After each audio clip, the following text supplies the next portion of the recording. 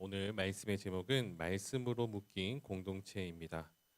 야곱에게 남은 시간이 얼마 남지 않았습니다. 이제 야곱은 아들들을 다 불러 모으고 그들을 향한 이제 예언적 메시지를 이제 마지막 말을 남깁니다.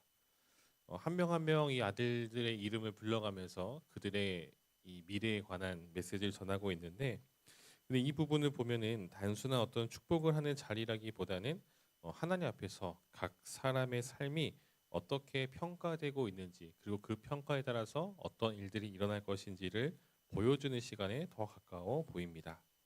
먼저 1절부터 4절을 보면은 이 장자 루우벤을 향한 메시지가 나와 있습니다. 루우벤을 향해서 야곱은 이렇게 말하죠. 너는 내 장자요, 내 능력이요, 내 기력의 시작이라. 루벤은 이 야곱의 첫 번째 아들이었죠. 그는 이 첫 아들이었기에 가문의 미래였고, 그리고 먼저 태어났기 때문에 가장 큰 권리를 가진 사람이었습니다. 그렇지만 루벤이 이 한 잘못이 있었는데, 그것이 무엇이냐면 4절에 이렇게 말하죠. 물의 끓음 같았은즉 너는 탁월하지 못하리니. 창세기 35장에 보면은 이 르우벤이 아버지의 침상을 더럽히는 사건이 기록되어 있습니다. 감정과 욕망을 제어하지 못하고 이 잘못을 저질렀죠. 이 일로 인해서 이 르우벤은 장자의 자리에서 이제 밀려나게 됩니다. 르우벤은 가능성이 없었던 사람이 아니죠.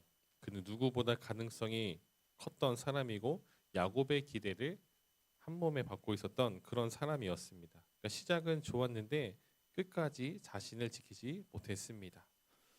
우리도 마찬가지인 것 같습니다. 처음 은혜를 입고 또 그 누구보다 뜨거운 신앙을 가지고 있었다라고 해서 우리 신앙이 그거 사건 하나만 가지고 그때의 그 기억만 가지고 그 모든 것이 끝나는 것이 아니라는 거예요.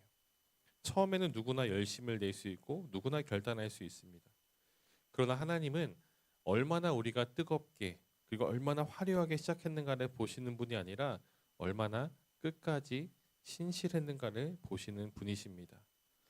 흔히 이 신앙을 볼 때에 이 단거리 경주가 아니라고 하죠. 초반에 뭐 폭발적인 힘을 발휘했다 해서 끝나는 것이 아니라 하나님 나라에 가는 그 순간까지 끝까지 믿음의 경주를 하는 것이라라는 비유를 하고 있습니다. 오래도록 꾸준히 유지하는 것이 그만큼 중요하다라는 것이죠. 크고 작은 유혹이 찾아온다 하더라도 그것에 넘어지지 않고, 혹여나 넘어진다 하여도 다시금 주님 손을 붙잡고 일어나 나아가는 그런 모습이 우리 안에 있기를 간절히 소망합니다. 5절부터 7절을 보면은 이 시므온과 레위를 향한 메시지를 또 전하고 있습니다. 이 야곱은 이 시므온과 레위를 이제 각각 따로 말하는 것이 아니라 하나로 묶어서 이야기를 하고 있죠. 그 이유는 이 두 아들이 세겜에서 한 행동 때문일 것입니다. 레아의 딸 디나, 그러니까 시므온과 레위에게는 같은 어머니를 둔 이제 여동생이죠. 디나가 이제 세겜에서 수치를 당하고 이 시므온과 레위는 분노하여 세겜 사람들을 속이고 그들을 죽이는 사건이 기록되어 있습니다. 사실 그 누구라 하더라도 이 시므온과 레위의 입장이었다면, 그러니까 자신의 여동생이 정말 그 이방 민족에게 족속에게 정말 수치를 당한다면 분노하지 않을 사람은 단 한 사람도 없었을 것입니다. 그러니까 이들이 분노하는 것은 어쩌면 우리가 생각할 때 굉장히 당연한 거예요.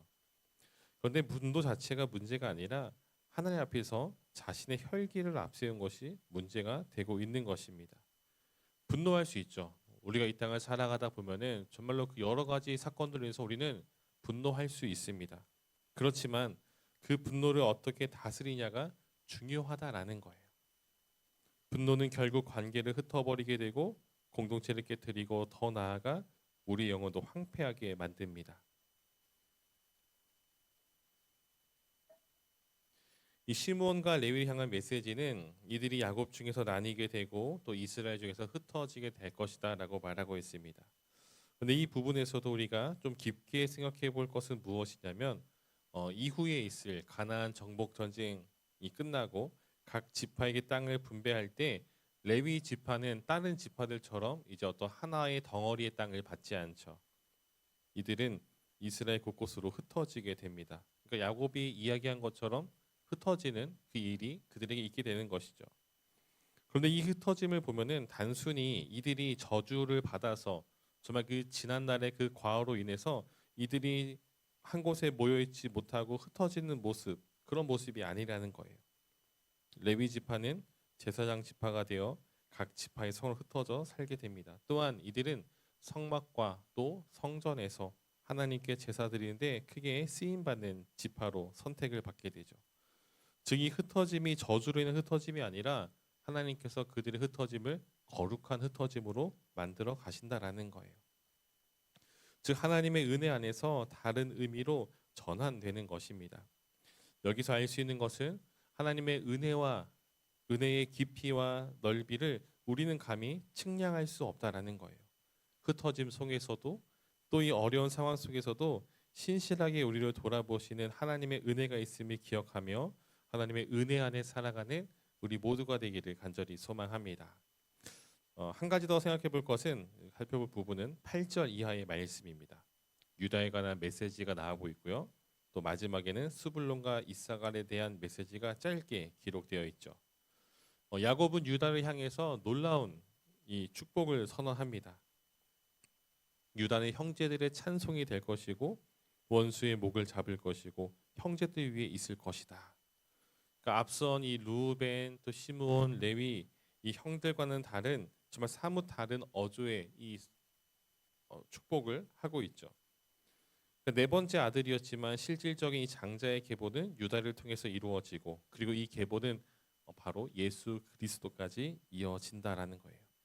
하나님은 실패한 장자 루벤 대신 유다를 통해서 구속의 역사를 이루어 가시는 것입니다.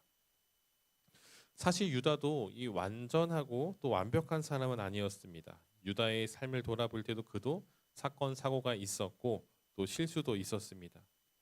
그렇지만 하나님은 이 야곱을 통해서 주가 이 유다를 떠나지 않는다라고 말씀하시고 결국 유다 지파를 통해서 그리스도가 태어나게 하시는 그 일로 이루어 가십니다. 르우벤도 또 시므온도 레위도 그리고 유다도 우리의 눈으로 볼 때에는 실수하고 잘못하고 완전한 사람이 아닌데 왜 유다를 택하신 것일까요? 하나님의 일은 우리의 생각대로 흘러가지 않습니다. 우리가 옳다라고 여기는 것이 반드시 옳은 것이 아닙니다. 기준은 나에게 그리고 우리에게 있는 것이 아니라 하나님께 있다라는 사실을 기억해야 합니다. 하나님께서 유다를 택하셨고 그의 후손에게 주가 떠나지 않게 하시고 또 그의 후손을 통해 메시아가 나올 것을 결정하셨습니다. 실패는 우리의 실패, 사람의 실패이지 하나님의 실패가 아닙니다. 또한 사람은 얼마든지 실수할 수 있고 실패할 수 있지만 하나님은 결코 실패하지 않으십니다. 그리고 실패한 인생이라 할지라도 하나님은 그 인생을 택하시고 그를 통해서도 충분히 일하시는 분이라는 거죠. 이것이 우리에게 소망이 되는 메시지지 않습니까? 세상의 기준으로 볼 때는 우리에게는 남들보다 정말 특별하게 뛰어난 그런 부분이 없다 할지라도 정말 잘난 부분이 없다 할지라도 하나님은 그런 세상의 기준으로 우리를 바라보시고 택하시고 우리를 쓰시는 것이 아니라 전적인 하나님의 눈으로 우리를 바라보시고 그렇게 사용하신다라는 겁니다. 그렇게 우리는 우리를 택하시고 부르시고 사용하신 그 하나님께 온전히 반응하고 순종하며 나아가야 합니다. 특별히 마지막에 언급되는 이 이사갈에 대한 내용을 살펴보면 15절에 그는 쉴 곳을 좋게 여기며 토지를 보고 아름답게 여기고 어깨를 내려 짐을 메고 압제 아래에서 삼기리로다. 이사갈은 풍요 속에 이 안주를 바랍니다. 즉 편안함을 쫓다가 짐을 지는 삶을 될 것이다라는 메시지를 받게 됩니다. 유다처럼 이 사명을 따라 살 것인가 아니면 이사갈처럼 안락함에 머물다가 짐을 지게 될 것인가. 여러분 우리 앞에는 선택지가 있습니다. 편안함을 따라 살 것인지 아니면 부르심을 따라 살 것인지 우리는 둘 사이에서 선택해야 합니다. 오늘 우리가 함께 읽은 이 본문의 말씀을 정리하면 르우벤은 신실함을 잃어버렸습니다. 시므온과 레위는 분노를 다스리지 못했죠. 그리고 유다는 하나님의 구속의 역사의 통로로 세워졌습니다. 이 모든 것을 종합해 보면 하나님은 사람의 외모나 외면이 아닌 바로 중심을 보시는 분임을 알 수 있습니다. 또한 하나님은 우리의 능력보다 신실함을 찾고 계십니다. 우리의 열심보다 더 중요한 것은 우리의 중심이라는 것이죠.